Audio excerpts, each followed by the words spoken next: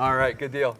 All right, thank you everybody for joining us. We're going to have a fireside conversation between me and these two gentlemen, and we're going to talk about Convera's journey, what that technologies, what platforms, what challenges, what business outcomes, all that great stuff. Let's see. All right, so of course we'll do our introductions. What's really important is we'll make sure that we cover the why. Why did we start this? What was the problem statement that we were solving for? How did AI play into this? Where did Rackspace fit in? Did the results that were rendered, were they what were expected? Were there curveballs along the way? And what did we learn along the way? So with that in mind, I'm going to go ahead and introduce myself. So my name is Travis Runty, and I'm the CTO of our public cloud for Rackspace Technology. And I have these two gentlemen here. Sudipta, want to introduce yourself? Yeah, hello everyone. Good afternoon. Welcome to the session. I'm Sudipta Das, VP of Engineering at Convera, and I have the privilege of running a fantastic engineering team that focuses on innovation and delivers a lot of impactful projects for our customer as well as for our internal users. And we'll talk about a story about it today. Thank you, Sudipta. And Vikram, want to introduce yourself, please? Sure. First of all, thanks everyone for being here. I hope you are having a good reInvent so far. My name is Vikram. I'm primarily based in Boston, but I head the global AWS data analytics and AML delivery for Rackspace. All right, fantastic. So, Sudipta, I'm going to hand it over to you, and if you could, tell us about Convera. Tell us about what you do, and just go from there, please. Sure, thanks. So for those who don't know about Convera, we are one of the largest cross-border B2B payment company.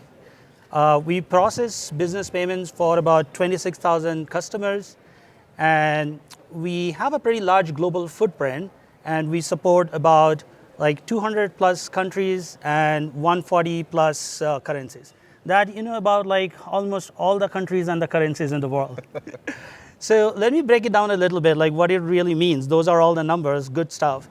But what it really means is that we process the business payment, and our customers, we have B2B customers, and the example for that could be like a manufacturer or an import-exporter.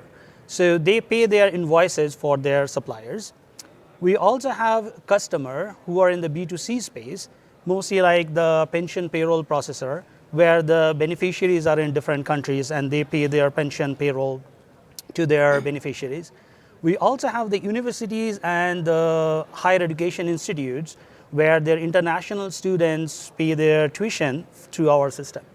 So as you know, the international payment can get very complex because there are regulatory stuff for all these countries, there are compliances, and then there are fluctuation or volatility in the market or in the FX space. So we, as Convera, break it down, cut off this complexity, and bring simplicity in the international payment for our customers. Fantastic, thank you. It's difficult making hard things look easy sometimes. Yeah. All right, Vikram, can you tell everybody a little bit about Rackspace, please? Sure. So Rackspace is a global organization with over 6,700 employees. We are an AWS premier partner. As you can see, we have over 2,800 AWS certifications, technical certifications, and some of them are also professional, and some of our resources have more than multiple professional certifications as well. One of our superpowers are basically our capabilities and the accreditations that we have received over a few years. We have over 15 service delivery designations. We actually have all of the data analytics and AML service delivery designations, and we have over 18 competencies, including the recent one on the generative AI. And in general, Rackspace is well known in the industry for public cloud services. According to ISG Leader, we are the leaders for migrations, modernizations, consulting, data analytics, and machine learning as well. Fantastic. Thank you, Vikram. Okay, Sudipta, so let's set the stage, kind of the journey that got you here. I think the journey you lovingly call reimagination, right? Tell us about that, please. Yes, so I'll come to the word reimagination. That's very interesting. So let's go a little bit back on the history. We are in this industry for a long, long time. In 2022, we started a new journey when this business was divested and acquired by a new investor. And that is when we kicked off our new journey. And of course, as you know, like it is about extracting a business from another business, which is never like an easy stuff. So it involves a lot of regulatory approvals, branding, establishing the new brands, and then also like migrating all the infrastructure from the mothership into like the new company. So that required a lot of effort. So we started with that.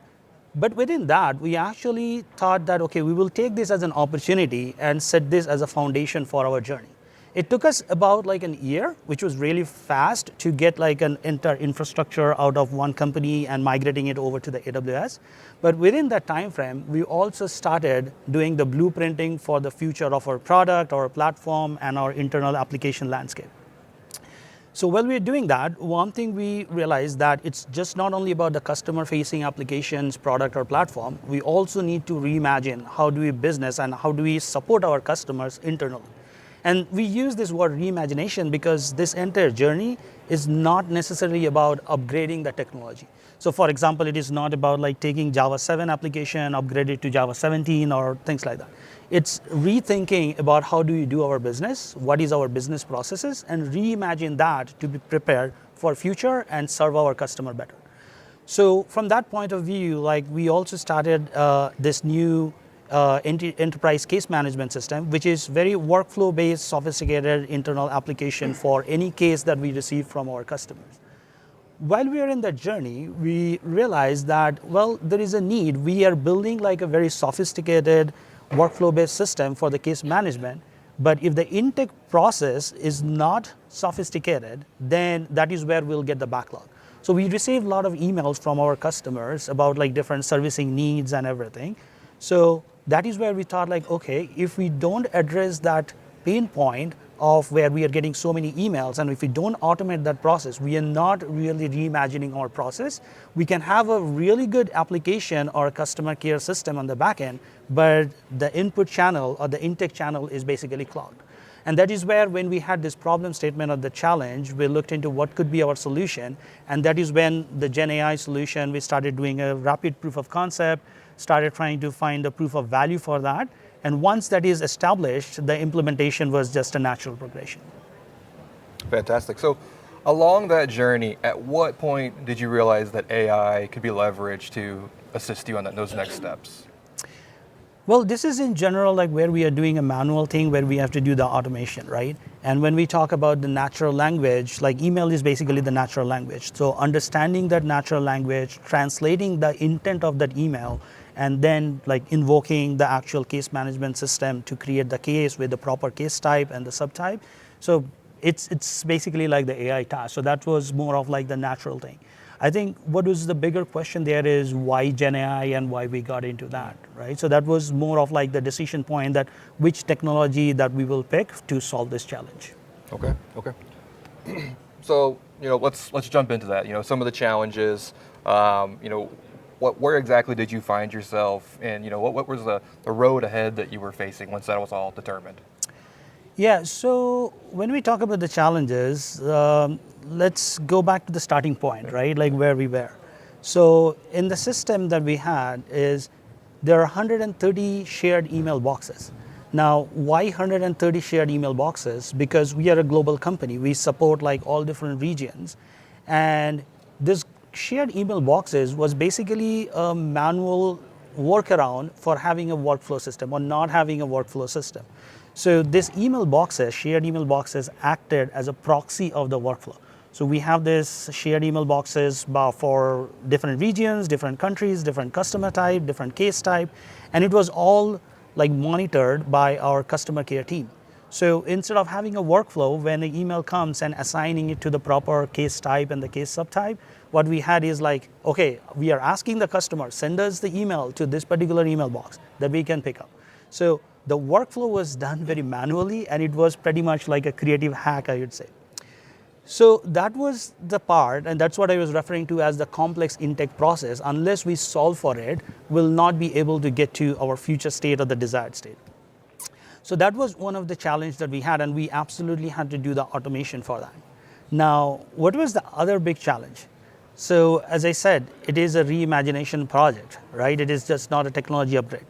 So in this process, we have optimized our entire case management process, where we have cut down almost 50% of our case type and case subtypes. And this is to make our entire process more efficient, our entire customer care process and the team more efficient. So that was the whole intent. Now, think about it, we are getting like so many emails, and we are manually sending it to different case types or different shared email boxes, which represents a mapping to different case type and the case subtype. But in the new system or in the target system, that's completely out of the window, right? Because we are not really using those existing case type and case subtypes. So the data that we have, we cannot use that as a training data set, because the way it needs to be classified is completely different, right? Because it has been reduced by half. So that is where we also didn't have the proper test data to use like a traditional ML mechanism to come up with the solution. And that's where, actually going back to your previous question, and that is where the Gen AI came as a solution, where we can leverage that and use that to really classify all of our emails for our target case type and the case subtypes. Fantastic. So you had a journey, you had the mission, you knew the business impact that you were looking to drive. You'd done some work, I'd say manually or through processes. When you went down the Gen AI path, what were some of the technical hurdles that occurred?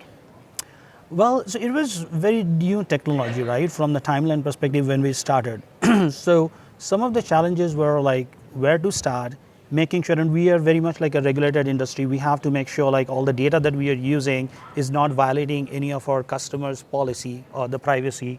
And then getting through like the proper approval process of our application security and overall SecOps. So those are the things, or the initial starting point of the new technology adoption that we also had to go through, right? So those are the things I would say are pretty much the things. And this being like a very, very new technology and evolving so fast, we always had to see like, okay, we are trying it out, but then what is next if there is anything better, right? So if we try something today, maybe like next week there is a new release of another model that is like much better. So it's kind of in a continuous evolution process that we have to go through. All right. And so, Vikram, I'm going to ask you, Rackspace and Convera were in this journey together. What were your observations or challenges along the way? Yeah, the first comment that I'll say is I'll hold him responsible for the model changes. He made us change like 3 times, but that's just a natural progression of the technology over last 3 months or 6 months, right? So the few other challenges that we have seen, and we have closely collaborated with Convera on that is. Language has been the big thing, because some of the emails were in different languages. So that was one big challenge to begin with. And then the other thing was the use of modern technology, generative AI, large language models and all of that. Getting the security sign-off from Convera has been a big thing for us. It's primarily we have to sit down, explain, talk about what it is doing, how LLM behaves. What are the pros, cons, and more importantly, make sure that everyone is comfortable that none of the Convera data is actually going out. That has been a biggest challenge through that entire evolution of that journey. Yeah, so it's a great point. I'm sure you're highly regulated, very sensitive organization. Vikram, when we were telling that story, choosing those technologies and building that confidence, how did we tell that story? How did we get that buy-in? I think it again, I'll probably cover some of it in the future session as well. But some of it is when we define an AI solution, we try and create the boundary of responsible AI and secure AI to begin with. That has been the cornerstone of our architecture when we are defining any AI architecture for that matter. So we have those guardrails kind of defined to a certain extent, and then comes in a curveball of PII data, and especially being in the fintech area or the fintech space, PII information is crucial. We cannot let any of the PII be available globally for whatever, even if it's security leak or even for internal users, right? Obviously, not all PII data can be easily available. So, and taking that PII information, what do we do with that PII? How can we, put in the guardrails and all of that? That has been another challenge. And I think it all started with having multiple conversations, enabling both Convera, enabling our side as well, because technology has been changing on a faster pace. That has been the key for this to be successful. Okay. So along the way, at some point, it's time to determine the platform, right? I'm willing to bet we chose AWS, right? But why AWS? Like, Sudipto, how did we come to that? How did you come to that conclusion? I would highlight like two primary points of our reason of selecting AWS. One is really fast execution. That's one part of that. Another is the pace of the innovation. So let me break it down what it really means. When we talk about the speed of execution, we have a bias for action. We are into this reimagination journey. We have to get things done really fast. And when we talk about any AI ML model or Gen AI for that matter, right? That model itself is not the full answer of a business problem, right? So in order to solve the business problem, the actual model is part of the solution. And along with that, we need to have a lot of other components. So in this case, having an email receiving system or service, and then the way we really redact PII data, then you have to call the actual ECM service or the enterprise case management service. So it's a multiple service that comes together, and the integration between these two systems or all these services is also very important. Now, if not AWS, and if we start building each of those services, that means we have to spend a lot of time in building those infrastructure and the integration code, right? So now that gets cut off when we actually try to leverage AWS native services. So we have done a lot of investment to migrate into AWS. So it's a natural choice for us to see where we have those native services that we can leverage. And that is what's one of the primary reasons for AWS.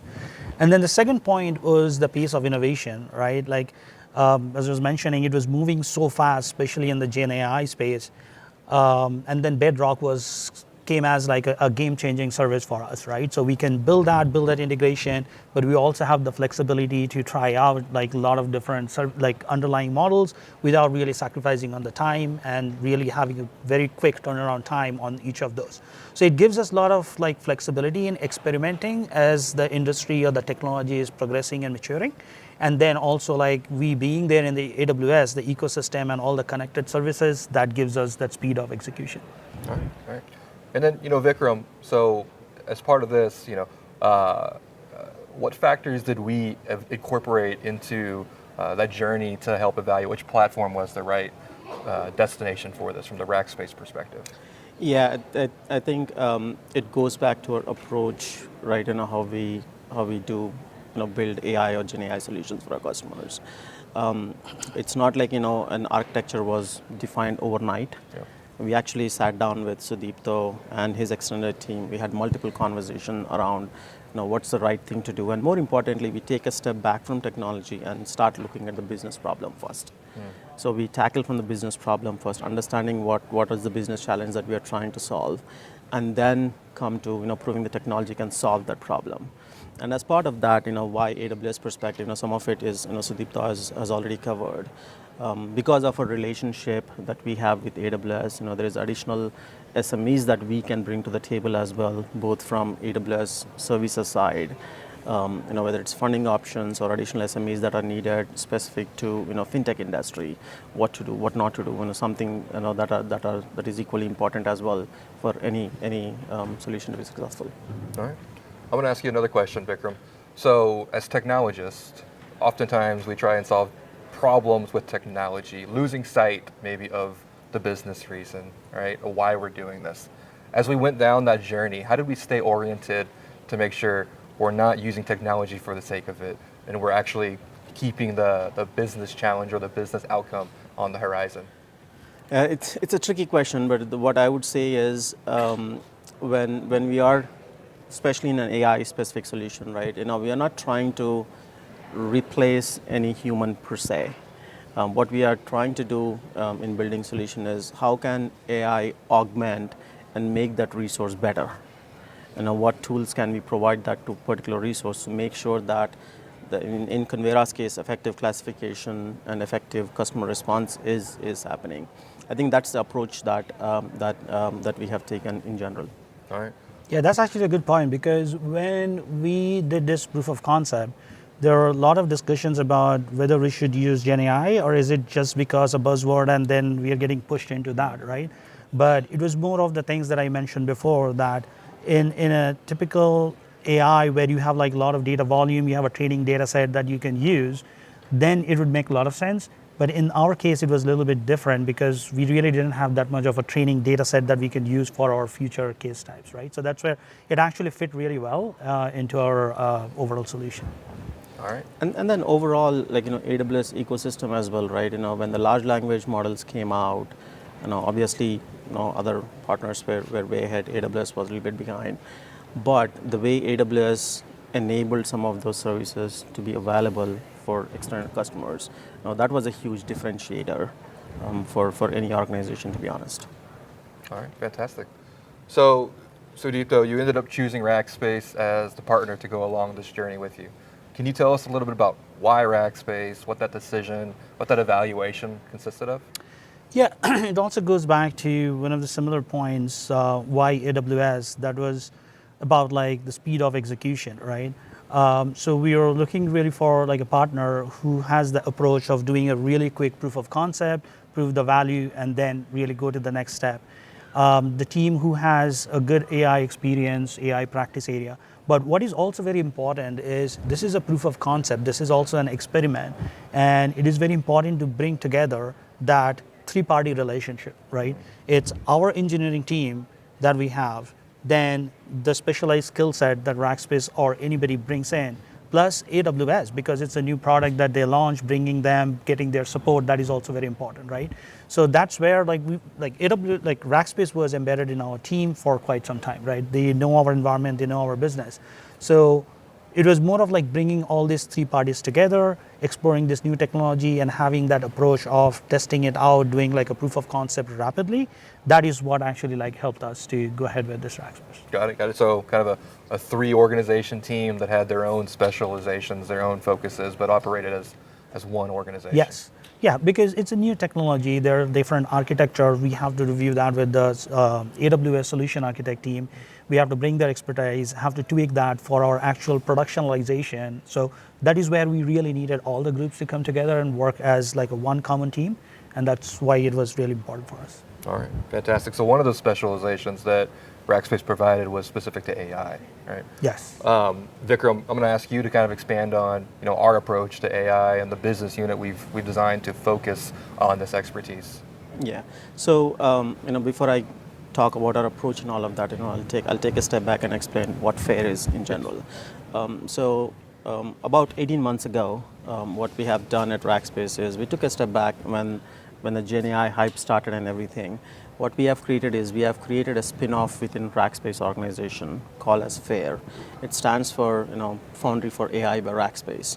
What we do as part of that organization is we just focus on building AI and Gen AI solutions and services for our customers. That's what we do. And the three pillars that we abide by as part of FAIR is symbiotic, secure, and responsible AI. Those are the key things as part of every conversation, whether it's ideation, talking to customer about what you can do, what you cannot do, what to do and what not to do. Those three are the three pillars. And our approach as part of our FAIR umbrella has been pretty simple, if you ask me. We don't go about and say here is a use case specific for fintech, let's go implement it. We sit down with our customers, ideate what are the business challenges, what are the potential solutions that could be, and more importantly, how a particular technology can solve that business problem. So it's exactly what we did with Convera as well. We had multiple sessions to sit down, ideate on what are those use cases that are specific to Convera, what are those business challenges, and then prioritize the particular use cases to begin with. That's what we do as part of ideation. So once we do our ideation, we get to that next step of doing the incubation. That's where we do POCs or build a close to MVP product as such. In Convera's example, we have done that POC over 2 to 3 months. It was not a small short two-week POC and then say that Bedrock can solve your problem. There are additional challenges that we had to run into, specific to data set, specifically around security as well, that we had to account for as part of the POC itself. And once the POC is successful, we get to that next stage of industrialize. Industrialize is where we build a production grade environment, make sure that all the DevOps CI/CD principles are accounted for as part of the overall solution build, and then get to a production ready or a production deployment as part of that. And all of this is done in within those three pillars of symbiotic, secure, and responsible AI. That's great. Yeah, that incubate phase is interesting, right? Or the POC phase, what do you want to call it? Because a use case can be super valuable, but not easy to do, right? Or easy to do, but not create the value that you want it to do. Yeah, and we had that example in Convera as well. It's not like we had done one POC and washed our hands saying that it's not possible. We have learned our lessons on first iteration, got to that next iteration, fixed those issues and ran into something else. So I think we went to like 3 iterations of POC to get to that final stage. He'll still hold me responsible for some of the accuracy numbers, to be honest. But we have done all of that. All right. So Deepto, did you feel like that was an interactive process, a valuable process? Yes, of course. I mean, like without having an interactive process, we just cannot do it, right? So, and when it's interactive process, it's not only about like having our engineering team or the product team, it's also including our business team or the service delivery team into the mix, right? So that's very important. Oh, all right. And especially in the POC phase, right? It's an evolution. You just can't do define an architecture as is and say that's what we go with. As we learn, we evolve, we make some architecture changes, we move on. That's why we started with one LLM to begin with and ended up 3 versions later in production. Yeah. Okay. And so let's get into the nitty gritty, Vikram. I'm going to ask you to kind of walk through the architecture, the high level, and Sudipto, feel free to jump in as well. Sure. Yeah. So this one is at a 10,000 foot level. What we have done for Convera, right? And we'll get into some of the details in the follow-on slides. But at a high level, as Sudipto explained, the business challenge, right? They had a case management solution that they are building, and as part of that, one was to see how we can automate that process, and more importantly, make it simpler overall, and also improve their customer experience in general. And as part of that, what we have done is, at a high-level architecture perspective, we have reviewed the emails as a first step. Once we review the emails, we kind of classify those emails as support emails versus non-support emails. That's the first step. There are some non-support emails as well that were there. And once that classification has happened, anything that needed human review, we sent it back to a feedback loop for human review to get the ground truth done and all of that. Once that initial filtering is done, we got to the next stage of categorizing or classifying those emails, and for that we have gone through multiple iterations, and that's where we specially classify that email into one of the 40 or 50 categories that we have for Convera. I know some of those examples could be reset my password, or why didn't I get my transaction pass or fail, or whatever it is. So there are specific criteria or there are specific classifications that Convera has based on how they solve those issues as well. So we classify those emails first, and anything that is not classifiable for whatever reason, right? It goes back to the feedback loop again for the human review. And once the email classification is done, we summarize that email. What exactly is the problem statement that user is sending or user received from experience perspective, and then what necessary action needs to take after that. Some of those actions could be opening a secondary ticket and automate it and make sure that it gets resolved, or it could be a human intervention where someone has to go manually and check why exactly a particular account number is not receiving any data for any money and things like that. And for that, we have used different AWS services as such. But the core important thing is that center thing that you say, where you see all the lambdas there. That's where the majority of the work has happened. And some of those things, I'll get into those details, is PII information, which is critical for fintech industry. And then more importantly, we also had conversations around tokenization of data. That is also equally important for Convera as well. So at a high level, that's the high level architecture that we had. I don't know, Sudipto, if you have anything to add there. Yeah, no, this is what I was just referring to, that it's not only about the LLM or just the AI solution, it's the ecosystem of different AWS services that come together for the entire solution, end-to-end solution. Fantastic. So double clicking a little bit into the email classification, summarization. Yeah. Yeah. So this is something like very similar to like what we just discussed on the previous slide. One thing that I mentioned before, that we had about 130 shared email boxes, and all of those were running out of Outlook. So the first thing that we had to do is route all of those email into AWS SES so that it can be routed, and then we can pick up all the emails and the email content from there and feed into the process. So it's a series of different functions that we have to orchestrate even before we call the actual GenAI or the LLM model. So the first thing that we have done here in that series of step function, which each of those are like the Lambda functions, is scrub or redact all the PII data.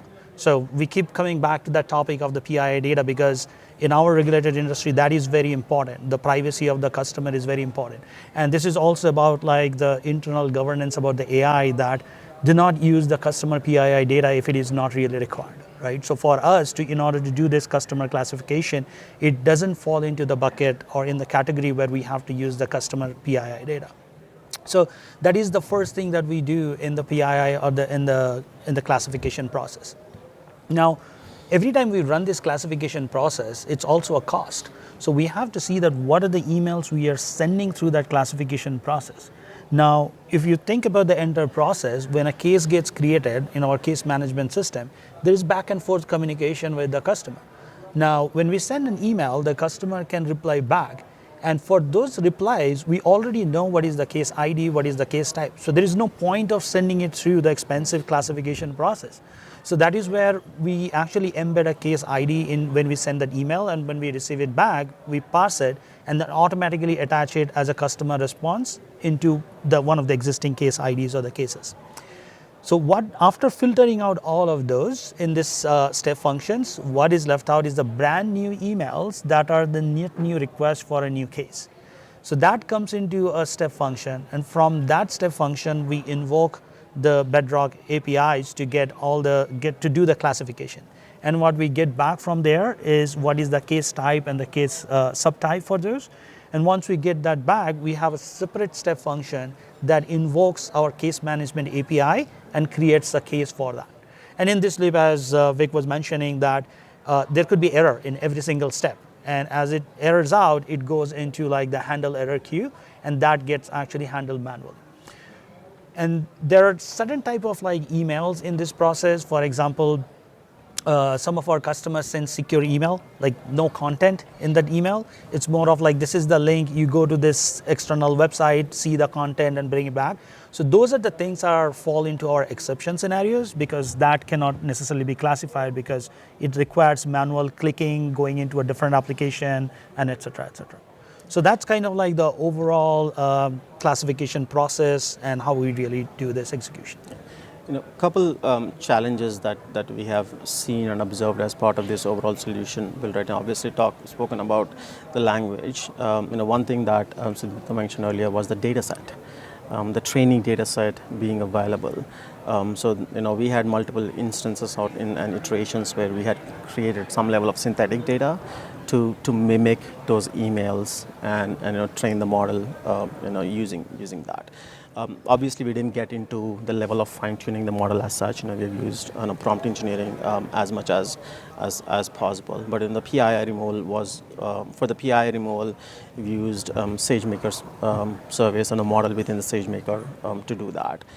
For classification and summarization, we used Bedrock, obviously. And then, all of these things is, we are tracking it closely, tracking what's getting done, what's not getting done, what's getting classified, what's getting errored out, and everything in DynamoDB in near real time. And then we also put a visualization tool using QuickSight on top of this to showcase, how many emails are getting processed on a daily basis or a monthly basis, what the trend looks like. Obviously, over a period of time, it gets better, as the model gets to adapt more and more with the newer data set. You should see more and more improvements as such. That's another level of work that we have done. When it comes to specific classification as such, right, and the API invoking, right, it's not about just creating the tickets. In some cases, some of those issue types or the requests that we have seen could be easily fixed. It doesn't need manual intervention. So there are specific APIs that we worked closely with Sudipto's organization to build those APIs and get those issues resolved. That's where the customer experience has improved significantly. Previously, if an email comes in, if a person is not available, you used to wait for an hour or two. But now, near real time, it gets done. Got it. So, this is the gateway to your customers, right? And their gateway to you. And so naturally, availability, fault tolerance is critical. Vikram, can you talk a little bit about the architecture here and decisions that were made to ensure that it remained available and resilient where needed? Yeah, so overall, most of the services that we have used here are serverless, high availability services. And that's the beauty of using serverless services within AWS. When it comes to fault tolerance, specific to this particular solution that we have built, right? At any point of time, if for some reason a particular invoking an API has failed, for whatever reason, right? It could be API unavailability for whatever reason, or it could be a particular data set that's been missing that we should have passed through that API. We have created a 2 to 3 iteration of fault tolerance where we had made it try 2 or 3 times before it actually goes to a human review for manual kickoff or whatever. So that's what this architecture kind of defines. So the Lambda triggers or the step function kind of retries the entire process, gets to that case invocation. There are some instances where we have classified it. We have we have to maintain 2 different versions. Once the PII data is redacted, we have to maintain a version of that PII redacted email, and then we also maintain a version of PII actual email as well elsewhere. So, but when we send that ticket out or when we call that API, we need to reference both of them, or else the person who is taking action on that side, need not know which account number to look for, or who's the person that they are helping solve the problem, things like that. Fantastic. All right, Sudipto, so this is a long journey. This is interesting, right? Yes. We started for a reason. Yeah. What were the results on the other side? Yeah, so as I said, we had about 130 shared email boxes. We cut it down to 3 email boxes, but it's not necessarily like the Outlook email boxes, but 3 emails for our customers. There are 2 more for onboarding, to be very honest. So we cut it down like 95%. But what it actually essentially means is we have eliminated that creative hack, right? That where we didn't have a workflow-based system and we use the shared email boxes as a proxy for workflow. So we have eliminated that entire process. We eliminated the manual processing of those emails. And what it really means is basically creating value for our customer. What is very important in the customer care is your response time to your customer, right? So if we have all these emails getting processed manually, then someone is reading it, comprehending it, and then manually typing in and creating the cases.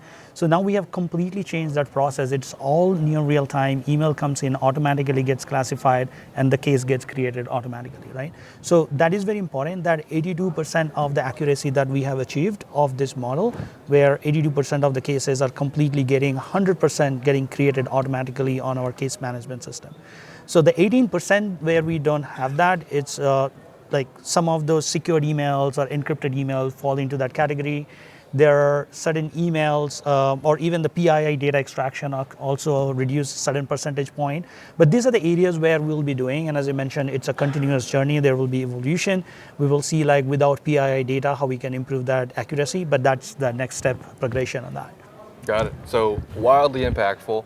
Now, that journey also probably rendered a few lessons, right? We learned some things along the way together.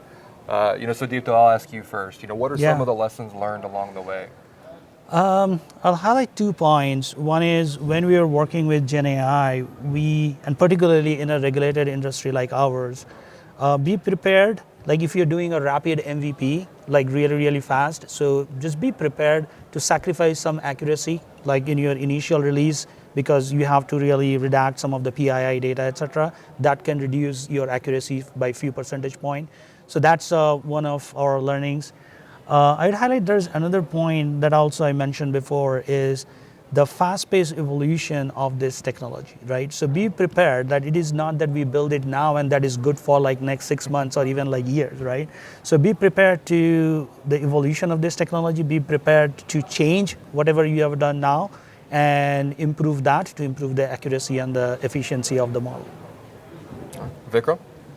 Yeah, so some of the challenges or the lessons learned that we had as through this journey, right? One is obviously the PII data that he mentioned. Just to throw some numbers, right?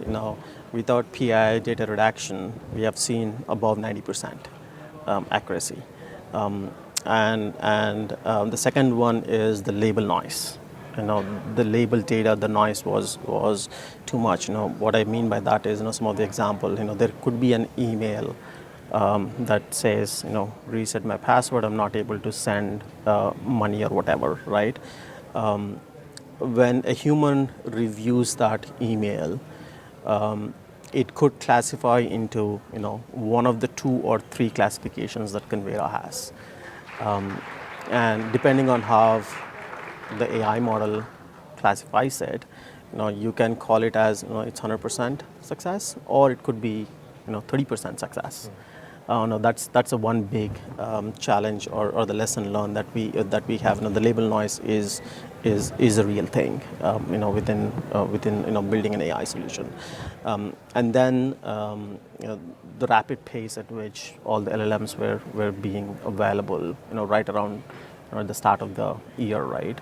Literally a new model was getting released every 3 weeks or 4 weeks. By the time we showcase something, Sudeepta would challenge us again and say that, hey, will this improve if you use the latest model? I know we took that as a challenge as well, to showcase that, and over a period of time, it has definitely improved. We started with one version of cloud, and we ended up with Sonnet version of cloud. When we actually were putting it in production. So that's a one big lesson. Keeping up the pace with the technology evolution has been the biggest challenge. Got it. So Deepta, I'll ask you another question. Specific to that rapid pace of change, right?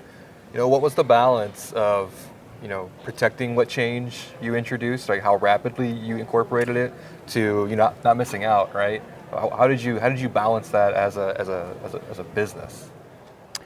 The change is what we are adopting, right? We are in the journey to do the change, right? It's the reimagination. So change is like baked into the process. We really take extra care that while we are bringing the change, we are not disrupting our current business. We are not really degrading any of our customer services. So those are really the important thing. So change is something that we cannot avoid, and that's something that we are actually in the journey, but it's keeping that right balance. They do it, but don't really disrupt any of our existing businesses. Fair enough. And then, as part of that change, right, and we have had instances where when we were trying out new model, our performance actually went down, our accuracy actually went down. So we had to quickly pivot and use a different one. Like I said, we have went through those multiple iterations of that pace of evolution as part of this journey. Got it. All right, Sudeepta. So, what's next? What are the next phases? That's really broad question. Of course, right, we are in this journey of reimagination. But if you look into the payment industry, particularly in the consumer side, right? Like in the last 2 decades, it has progressed a lot, right? It used to be cash-based, paper-based payment, and then we have come a long way where we can pay through our phone. But the progress on the B2B payment side is not that much, right? Particularly like when it comes to the international payment side. So we are in our reimagination journey, right, to rethink about how this B2B cross-border payment happens and bring more value for our customer. So that's where our journey is. There are a lot of things happening in the industry, a lot of discussions about real-time payment, embedded payment. So all of those things we are exploring, we are researching with our customer, what is their current pain points, unmet needs, and something more of like, what is that they don't see more as a need that will come, oh my God. So that will come for them in future. So that is what we are exploring, and we are developing our roadmap and the blueprint. It's a continuous process of understanding the customer need and really like factoring that into our roadmap. Got it, got it. And at the risk of making this a pure technology conversation, any sort of emerging AI capabilities or use cases that you can see? Yeah, I mean, like in these days, whenever we are doing any reimagination, we cannot think of doing any reimagination where AI is not part of the solution, right? It brings tremendous value, tremendous efficiency through that. We have structured our strategy around AI, or more specifically Gen AI, in three different themes, I would say. One is basically improving the productivity of the organization, where this one particularly is one good example of improving the productivity. Another example where we are doing some experiment or proof of concept is how can we really improve the SDLC process, efficiency in our SDLC process or product development process, just not necessarily like having a co-pilot or helping our engineers to code faster, but it is the entire product development lifecycle, how we can do that. Then there is another theme of how can we protect our business better using AI or Gen AI. And in our business, like fraud is like one thing that we always have to invest and find out how we can do like fraud mitigation and the solution related to that. So that's on like protecting the business. And those are like the two areas where we have our immediate focus when it comes to the AI and Gen AI. And then of course there is a third part which is more of like the value creation. I'd say like the value creation cuts across all these three themes, because in this case, like you see the value for our customer that the resolution time is much faster. But there are some explicit value creation for customer that will come through like the third theme that I was talking about. All right, fantastic. So, Vikram, expanding on, some of the AI capabilities that Rackspace has, why don't you talk about some of our opportunities here?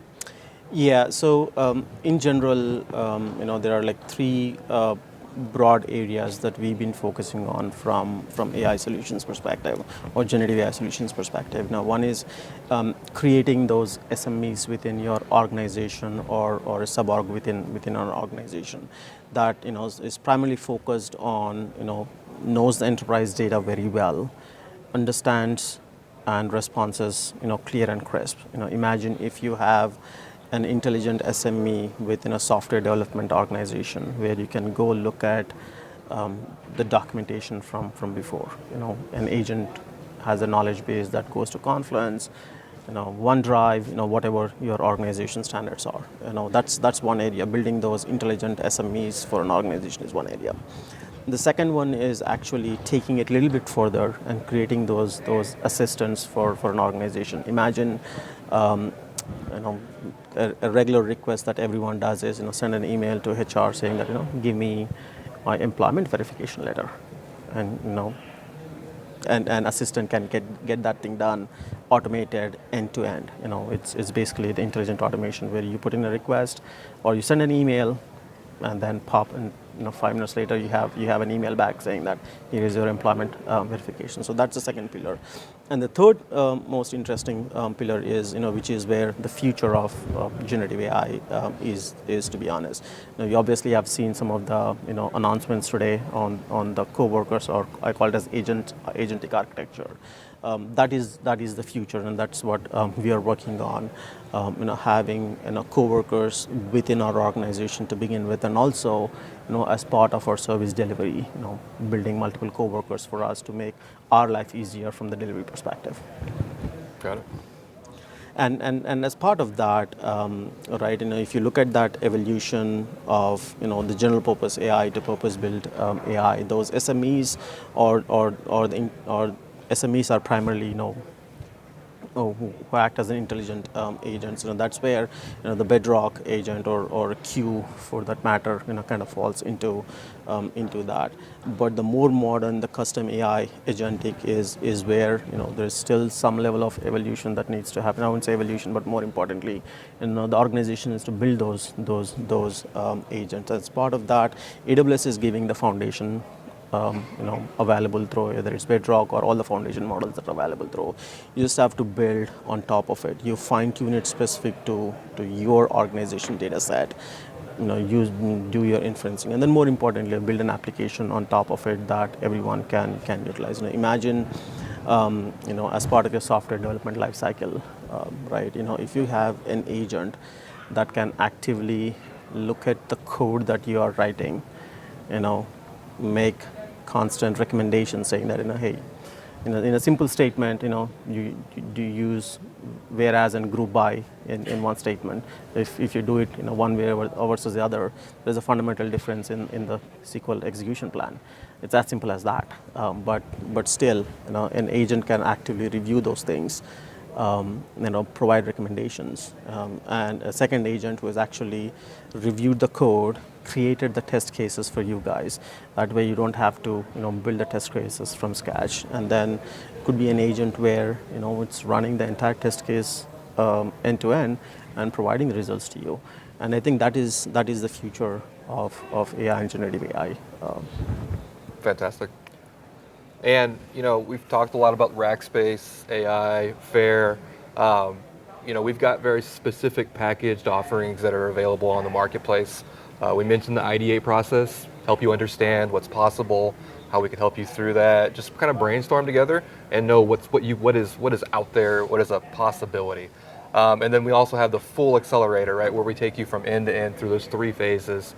And we also have a tremendous library of, we'll say, reusable assets that can help you kind of get jump started on that journey as well. So if you're interested, there's QR codes. We'd love to talk to you more. And so, gentlemen, let's go and kind of wind down our closing remarks. And so, Sudipto, I'll start with you. Any closing thoughts that you'd like to share? I think it's still a very early stage of leveraging Gen AI. But the good thing is, unlike many other technologies that we have seen, there are some real business use cases that can be solved using Gen AI. So I think it is more about experimenting those and then bringing the business value out of that. So it's going to be a really, really nice, exciting journey with the Gen AI. Vikram? I'm just thinking, but in general, right, Gen AI should not be an afterthought, is what I would say. If any organization doesn't have Gen AI as part of their roadmap in 2024, they should prioritize it for 2025 for sure. In some cases, like Sudipto mentioned, it's making your internal life better first, and then start thinking about monetizing next. There are some organizations that could actually monetize AI or Gen AI as part of their customer delivery as well. I know that's the next evolution that more and more organizations are going towards. And then I'll again touch back on the agents architecture, right? That is the future. Every organization needs to think about building those agents internally for themselves. All right. Okay, so in closing, I want to make sure everybody knows you're welcome to stop by our booth. We're booth 1428. We'll be in the expo hall. We're there. We'd love to talk to you. This journey is unique, but also very common. And so we'd love to talk to you about what's possible. Additionally, we are having a really great party tonight. The details are there on the QR code. Please register. Please join. Rackspace throws a pretty good party. We'd love to have you. And the last piece that I'll say is thank you to these 2 gentlemen. Thank you. Well, thank you, of course, for your confidence and allowing us to partner with you. And then thank you both for sharing your expertise, for sharing your time. And thank you all for joining us and listening to the story. Thank you all. Thanks, Travis. Thanks all. Thank you, Travis.